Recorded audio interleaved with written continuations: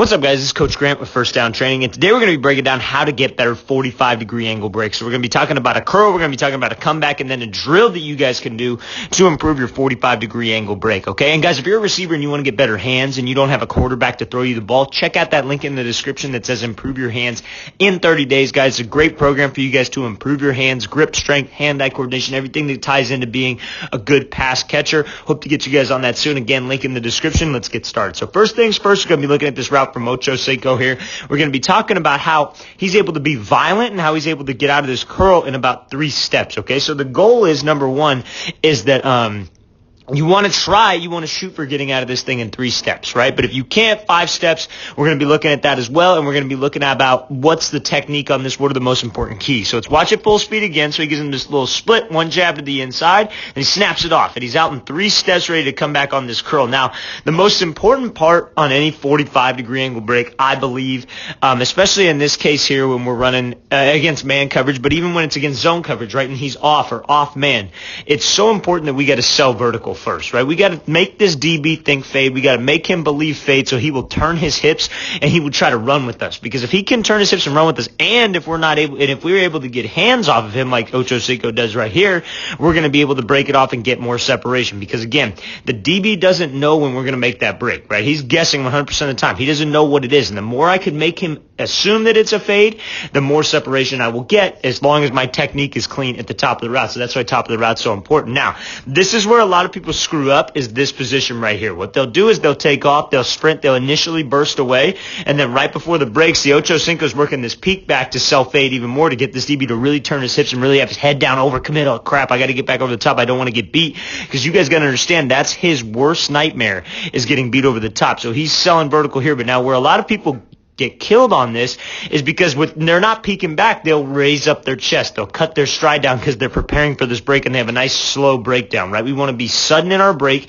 We want to be able to drop right now as soon as we get to the depth, right? So you see how Ocho Cinco's here and it's right in stride. He does not change his stride length and he's able to just drop. And you see how much his hips are able to shoot down, right? He's here, drop. His hips drop, chest comes over his knees. You see how he's not leaning back. He's got that weight on his power position of his foot. His butt isn't too far behind him. He's not too vertical with his pad level. He's able to drop his hips violently. That's how we're able to create some separation, right? And even he had this DB beat over the top, right? Now this DB's running with him. Even when he's in a better position than we would like to make this play, it's still hard for him to react, because now how I'm able to get out of this fast is when you snap, yes, you got to be violent, and that's what decelerates you, right?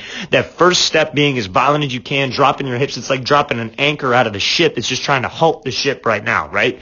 That's how you got to think of your hips. And you don't want to think of it as like a speed change, because when you change speed, you slow your steps down, right? We don't want to change speed. We want to create energy. So when he snaps here, the next goal is being able to get your hips out of it. How fast can I get out of this break? How much energy can I produce off of this snap and be able to do it quickly, right? So you see how when he snaps here, that second step, snap, pivot. Right? That second step pivots, because that's going to allow his hips to have this clean path back to the ball, right? So it's got to be a snap, pivot, and then hook back around with this third step. And you see how he pushes here and he's out of this thing. 1, 2, 3. And he's out. He's out right now. DB overcommits. He doesn't have hands on him. It's tough. It is tough to react to this thing, fellas, when a DB doesn't have hands. And that's why it's important to work your moves off the line. And especially when it's an off-man scenario or zone and you close that gap, you get him on the defensive and you're able to break it off in the correct amount of steps and in the correct amount of time spent at the top.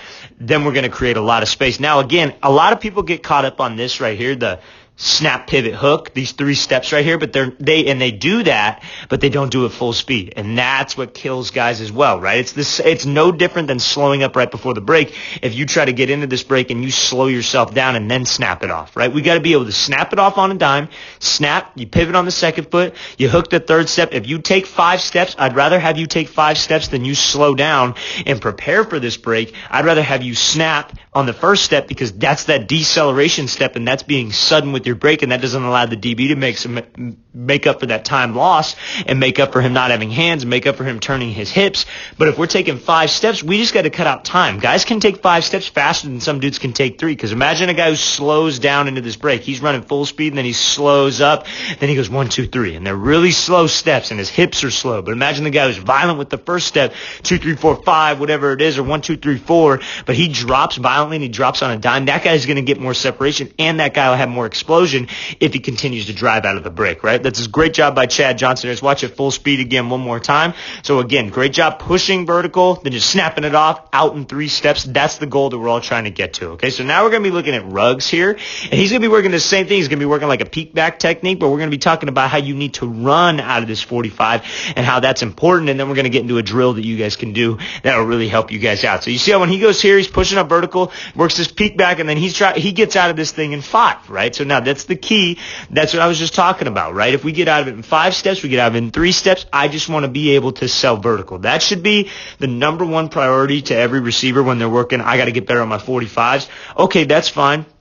Let's work on selling vertical first. Like, you shouldn't even worry about steps if this is new to you, right? Like, I get a new receiver that I'll work with. I'm not just going to throw him out there unless, okay, I expect a perfect curl. You know what I mean? We're going to do drills that build that and not the crappy 24 cone drills that you do where they're all set up back and forth. You got to be able to work this guy's hips. You got to be able to understand what goes into a good route, what goes into a clean route where he gets out of there in 3 steps. All he should be focused on is dropping his hips and dropping his hips violently. That should be the key right there. It should not be, okay, let's try to work on your steps. No, that comes second. What comes first is the drop, or what comes first, I should say, is selling vertical. What comes second is the drop and the balance at the top of the route. Then what comes third is we can worry about steps. We can worry about arm drive. We can worry about getting out of there with some explosion, right? And the steps is not an easy thing. If you're able to do this first try and get out of it in 3 steps, you're probably slowing down and you're probably doing something wrong, right? Or maybe you're just a freak athlete. I don't know. But chances are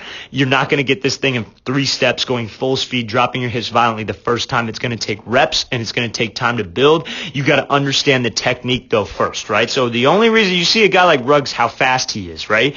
Now, he's already a vertical threat off the line. So if we're on the faster side and we can sell vertical, that's going to really get this DB to turn his hips, right? So let's make sure I'm selling vertical just like he's doing. Now he's peeking back to sell it even more.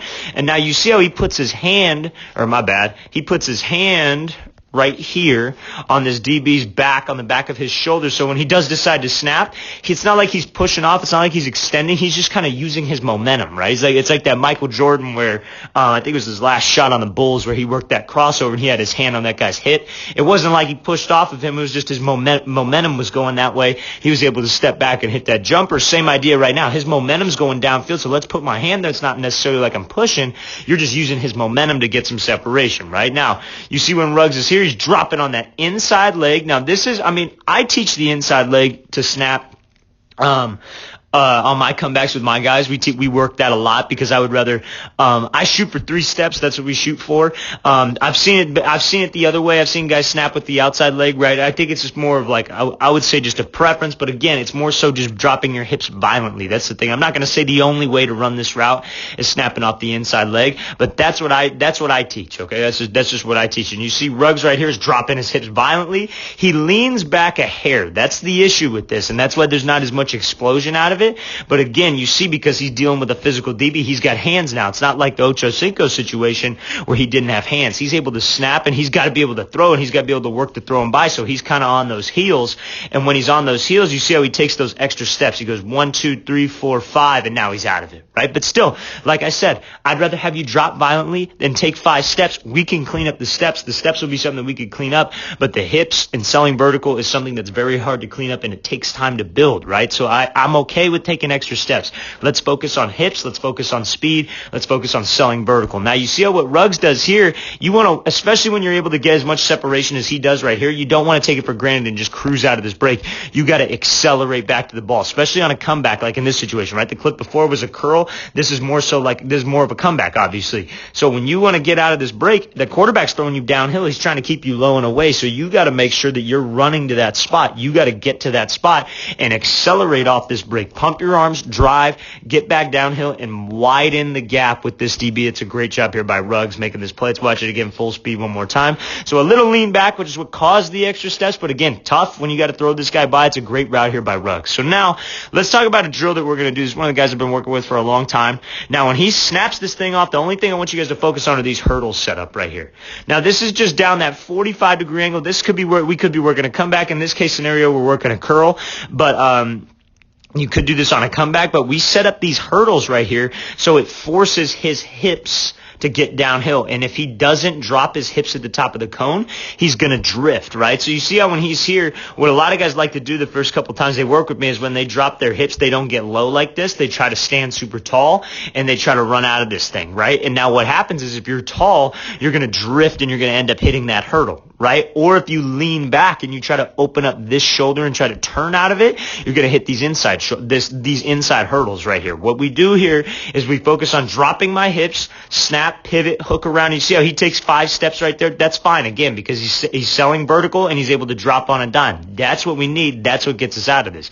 But when you snap, pivot, hook, and you work on running those arms, and that gets your hips down the middle of this energy lane, when you take out those hurdles, when you take out those lanes, and you have to run this route on turf, on an actual field, it's that much easier to be able to get out of this thing and run, right? Because you're used to it. Your hips are used to it's muscle memory to be able to get out of this thing on a straight 45 rather than snapping it off and rounding it or snapping it off, leaning back and cutting it too short. We want to be right at that 45 for the quarterback every single time. So this is a great drill you guys can do. You could set up like 3 cones right here, 3 cones, and work this anytime that you're working a curl route to work on your hips and your acceleration out of the break. And you want to think of it as like there's a finish line connected in these 2 hurdles.